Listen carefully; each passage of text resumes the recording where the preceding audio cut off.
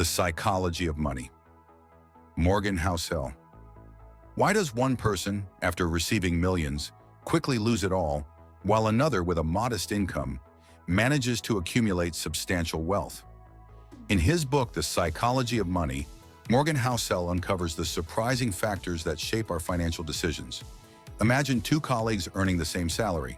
One lives paycheck to paycheck, spending on luxury items, while the other saves and invests, building a financial safety net. What sets them apart? Housel argues that it's not about how much money you have, but how you approach it. In this video, we'll break down the key lessons from the book and discover why our behavior with money often matters more than the money itself. Subscribe to our channel so you don't miss more valuable and interesting insights. No one is truly irrational. People's financial behavior cannot be analyzed purely through an objective lens or common sense. Each of us makes decisions based on our unique experiences, upbringing, environment, and the lessons we've learned throughout life. What might seem irrational or even absurd to one person can actually make perfect sense to someone who has lived through different circumstances. This idea stems from the notion that financial decisions aren't purely logical. They're intertwined with intelligence, beliefs, and personal identities. Imagine two individuals. The first person grew up in an environment of financial instability, witnessing their parents struggle to make ends meet. As an adult, this person chose to save every penny and avoid any financial risks. They never invest in stocks and prefer to keep their money in a bank, even if the interest rates are low. For them, financial security and liquidity are more important than potential returns because they've internalized the belief that any disruption in stability could lead to disaster. On the other hand, the second individual grew up in a family where the parents actively invested in businesses and stocks, often seeing positive returns. Their experience taught them that risks often pay off, so they aren't afraid to put money into risky assets or start their own business ventures. They're willing to take chances for potentially high returns, even with the understanding that they might lose money. So when the first person looks at the second, they might think their actions are reckless, almost irrational. But for the second person, this behavior is entirely normal, shaped by their own experiences and beliefs. Both are making financial decisions they believe to be the most reasonable and secure based on their personal perspectives. Luck and risk. While skill, knowledge, and hard work certainly play a significant role in achieving financial success, it's essential to recognize the impact of luck and risk, factors that are often beyond our control. We tend to view financial outcomes as a result of talent and expertise, but we frequently overlook the role that unpredictable circumstances can play in shaping those outcomes. For example, imagine two investors who put their money into similar projects. The first investor conducted extensive research, performed thorough market analysis, and carefully selected the best companies to invest in. However, a year later, an unexpected economic recession hits, and most of their investments lose value. The second investor, on the other hand, made their investments with less planning, relying on intuition and advice from acquaintances, but luck was on their side. Their investments happened to be in sectors unaffected by the crisis, and they ended up making a profit.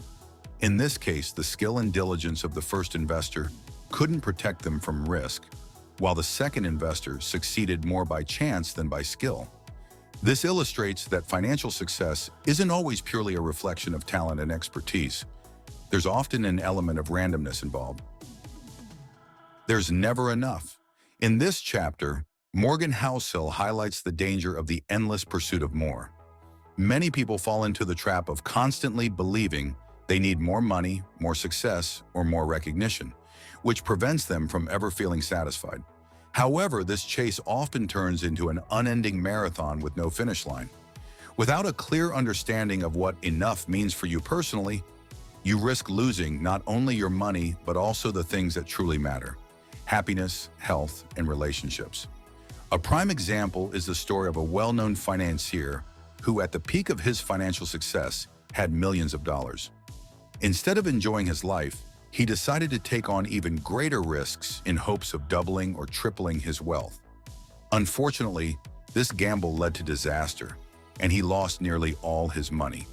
In the end, his relentless pursuit of more not only cost him his wealth, but also damaged his relationships with loved ones. took a toll on his health, and ultimately stripped him of the joy of life. If you don't learn to define your own boundaries and understand what enough means to you, you may find yourself in a never-ending chase that robs you of everything truly valuable. Money, as a tool, loses its meaning if it comes at the expense of genuine happiness and fulfillment in life. Pay the price. Financial success is never free. There's always a price that must be paid. This price can manifest in various forms: stress, market volatility, losses, uncertainty, and even moments of doubt about seemingly rational decisions. Many people, in their pursuit of wealth, wish to avoid this cost, but the author argues that it's impossible. Recognizing and accepting this price is a crucial step on the path to financial success. Take, for example, a long-term investor who decides to put their money into stocks. They understand that, unlike a bank deposit, stocks are subject to significant fluctuations and can drop in value by tens of % over a short period. However, this volatility is the price they pay for the opportunity to achieve higher returns in the long run. Many investors, seeing their assets decline by 20 to 30%, might panic and sell, locking in their losses. But those who are willing to endure this price in the form of temporary discomfort and stress are ultimately the ones who benefit when the market recovers and grows. The author likens this to buying a ticket to an amusement park. If you choose to ride the roller coaster, you have to be prepared for moments of fear and excitement. But it's precisely these moments that make the experience worthwhile and the reason you came. Similarly, in the financial world, volatility, uncertainty, and risk are the price of admission to the game where true success can be achieved. To build beneficial habits and genuinely start improving your life, you often need tools that make this process more effective. These kinds of applications help keep your tasks and goals in focus, track your progress, encourage daily actions, and prevent procrastination. We personally use one of these apps, and it has already helped our team achieve significant results and stay on the right path. You can find the link to this app in the description below this video. Wealth is what you don't see. Being wealthy means having money that you don't show. It's the savings and assets that people accumulate without flaunting them. True wealth is represented by financial security, a safety net for the future, the ability to work when you want, or the strength to withstand tough times without falling into debt. Consider the story of two friends. The first friend bought a brand new luxury car and a mansion, impressing everyone around with his display of wealth. The second friend, on the other hand, continues to live in a modest house, drives an ordinary car, and doesn't showcase his success. Many might assume that the first friend is far more affluent, but the reality is quite the opposite. The second friend, by saving and investing his income, has built a financial cushion that offers him security and opens up more opportunities for the future. Meanwhile, the first friend, despite all the signs of wealth, has little in savings, and his expenses exceed his income. True wealth is about having the freedom to live on your terms and the choice of how to spend your time. It means not spending everything you earn so that you can create a safety net and ensure a stable future. It's about surviving, not just winning. The key to long-term financial success isn't about constantly striving to maximize profits. It's about the ability to preserve the wealth you've already accumulated.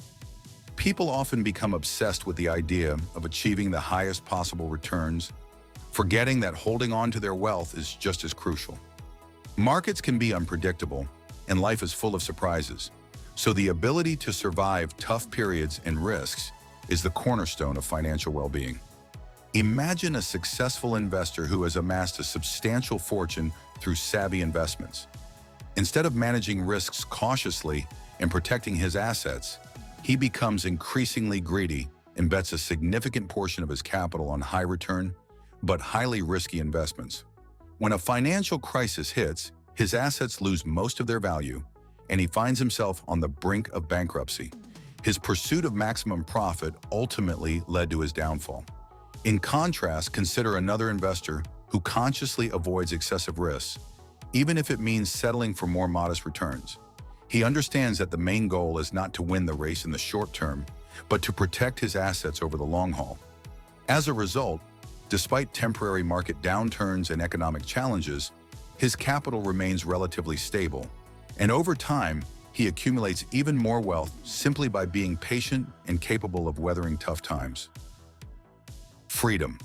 The greatest value of money isn't just in the ability to acquire material things, but in the chance to gain freedom. True wealth isn't measured by the balance in your bank account or the number of expensive assets you own. Real wealth is the ability to control your time, make choices, and follow your desires and priorities without being forced or pressured by circumstances or obligations. Imagine a person who earns a huge salary by working 80 hours a week. They have a luxurious home, expensive cars, and all the symbols of success. Yet they have no free time, are constantly stressed, and feel chained to a job they can't afford to leave. On the other hand, there's someone who earns less but has a financial safety net and savings that allow them to control their life.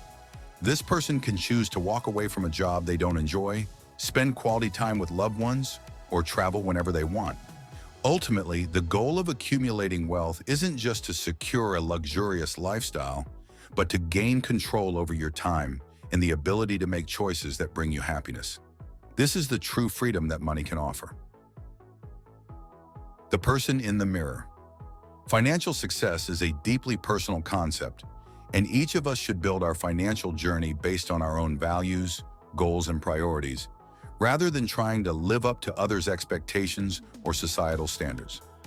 It's easy to be influenced by what others define as success and start chasing material symbols or achievements that don't genuinely matter to you. People often judge others' financial status based on what they see: expensive cars, luxurious homes, and designer clothes. But what we see is just the outer shell, and it doesn't reflect a person's true wealth or happiness. We don't know the price they paid to acquire those things, the debts or financial obligations hidden behind that facade, or the sacrifices made to maintain such a lifestyle. A good example is the story of a man who wanted to be seen as successful. He bought expensive items, traveled to luxury resorts, and showcased his success on social media. In reality, he had massive debts, lived in constant stress due to financial obligations, and feared that sooner or later others would discover his true financial situation. In contrast, his neighbor, who lived in a modest home and didn't stand out, was financially independent, had substantial savings, and felt genuinely free because he wasn't trying to meet anyone else's expectations. The danger of pessimism. In this chapter, Morgan Housel explores the phenomenon where pessimism, especially in the financial realm, often appears more convincing and captivating than optimism. People have a natural tendency to react more strongly to bad news and risks than to positive changes and progress. This happens because losses and dangers pose immediate threats to our well-being, and our brains are hardwired to pay closer attention to them. When it comes to money, pessimistic forecasts and alarming headlines have a powerful influence on our decisions. If stock prices drop or the news predicts an impending economic crisis, many of us instantly start to worry and make rash decisions driven by fear. Pessimism sounds convincing because it's rooted in specific threats and risks that seem more tangible than vague promises of growth and prosperity. Take, for example, the stock market. In the short term, it can be highly volatile, and drops of 10 to 20% may trigger panic among investors. However, if we look at the long-term chart spanning decades, we can see that it consistently grows, overcoming crises and recessions. Those who focus on short-term setbacks and pessimistic forecasts often miss out on the opportunity to benefit from this long-term growth. The most important decision is often no decision. In this chapter, Morgan Housel debunks the myth that achieving financial success requires making perfect decisions all the time. He emphasizes that the path to financial independence doesn't have to be paved with flawless, meticulously calculated actions. In reality, consistent, stable, and good enough decisions often lead to more sustainable results in the long run than the constant pursuit of perfection. Many people stress about not being able to predict exactly when to invest, which stock to buy or sell, or how to perfectly manage their budget. They try to find the perfect moment for every action, fearing that any mistake will cost them dearly. However, the truth is that both the market and life are too unpredictable, and even the most seasoned investors can't make the right decisions all the time. For example, many try to pinpoint the ideal time to enter the market, afraid of losing money if prices drop. But studies show that those who simply invest regularly over a long period, regardless of market behavior, end up achieving greater results than those who try to time their actions perfectly. It's not about getting every step right, it's about sticking to a consistent strategy. Imagine someone who consistently sets aside a portion of their income for savings and investments. They don't try to predict every market fluctuation or chase immediate, maximum profits. Their approach may not seem perfect, but over time, thanks to the power of compound interest, their wealth grows, leading them to financial stability. Tail events. Financial success and failure are often driven by rare but highly impactful occurrences, which Morgan Housel refers to as tail events. These events are so unusual and unlikely that they're hard to predict, yet they have an enormous influence on financial outcomes, sometimes determining the success or failure of an entire venture. Tail events are those rare moments that completely change the narrative. Examples include an unexpected financial crisis, a pandemic, or a sudden technological breakthrough that transforms an entire industry. These events can't be anticipated in advance and often don't fit into traditional models or expectations. Nevertheless, they frequently become the defining turning points for companies, markets, and even individual investors. For instance, imagine an investor who put money into tech companies in the early 1990s. At the time, no one could have accurately predicted that the internet would become as significant as it is today, or that tech giants like Apple, Amazon, and Google would grow into some of the most valuable companies in the world. Those investors who managed to stay in the game, despite the uncertainty, ended up reaping massive rewards. Their success wasn't the result of regular returns, but rather the result of tail events, the explosive growth of new technologies. On the flip side, there are negative tail events, such as the 2008 financial crisis or the 2020 pandemic, which destroyed many businesses and investments. These occurrences show that even with a well-constructed plan or strategy, there's always the possibility that an unexpected event can significantly alter the outcome. Put your ego aside. Too often, our financial decisions are driven not by logic or reason, but by the desire to display status, assert ourselves, or prove something to ourselves and others. This need to validate our self-worth can lead to poor financial choices and ultimately harm our well-being. When we let ego dictate our actions, we're prone to making impulsive purchases, investing in risky ventures, or trying to outsmart the market in an attempt to prove that we're more intelligent or successful than others. This might mean buying a more expensive car than the neighbors, or striving to earn millions just to appear successful in the eyes of friends and colleagues. However, such decisions rarely bring genuine satisfaction or long-term success.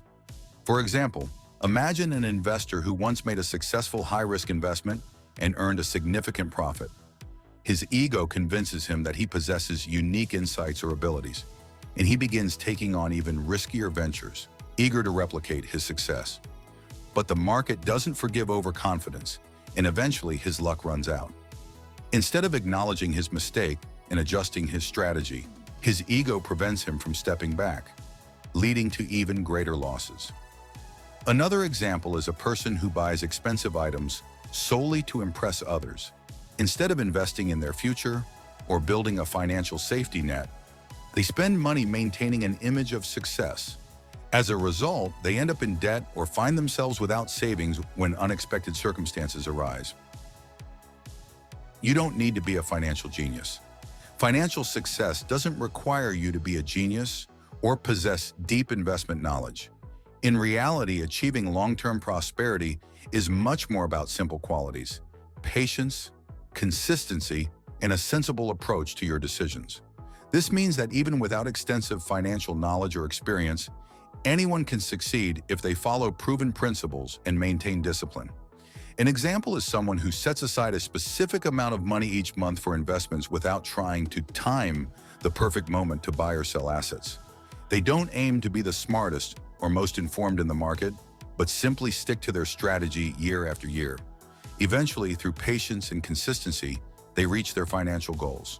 While many so-called brilliant investors lose money by chasing quick profits, or acting impulsively. Housel also points out that financial success is more about managing your behavior than possessing exceptional knowledge. Self-discipline, the ability to control emotions like fear and greed, and the willingness to keep going even during tough times are what truly differentiates successful investors from those who give up at the first sign of failure. Conclusion. Ultimately, the psychology of money teaches us that financial success isn't the result of perfect knowledge or skills, but rather our mindset, patience, and discipline. No matter how much you earn, it's crucial to understand your financial goals and stay true to your principles. This book isn't just about managing money, it's about managing yourself. If you want to change your relationship with money and start making more mindful decisions, the psychology of money will be your guide on this journey. Subscribe to our channel so you don't miss more valuable and interesting insights.